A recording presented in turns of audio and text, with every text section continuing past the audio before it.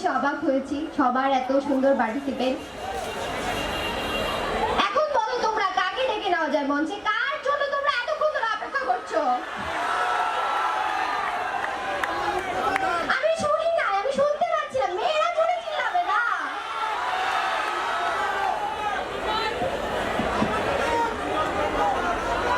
না আমি ভাবছি কাকে ডাকবো।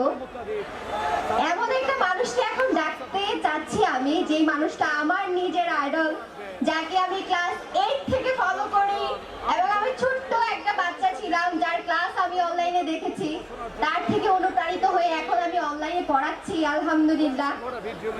তো ওই মানুষটার সাথে আজকে দেখা হওয়ার পর আমার অনুভূতিটাও অন্যরকম ছিল, আশা করছি তোমাদের অনুভূতি তার চেয়ে আরো বেশি হবে। তো অনুষ্ঠানের এই পর্যায়ে আমাদের সকলের আকর্ষণ যার দিকে, সেই মানুষটাকেই ডেকে নিব, যিনি নিজেকে একজন শিক্ষক হিসেবে পরিচয় দিতেই সবচেয়ে বেশি পছন্দ করেন। এর বাইরে তার অনেক পরিচয় আছে, কিন্তু তিনি সবসময় শিক্ষক হিসেবেই নিজেকে প্রেজেন্ট করতে সবচেয়ে বেশি পছন্দ করেন। যেহেতু এখানে শিক্ষার্থীরা বেশি,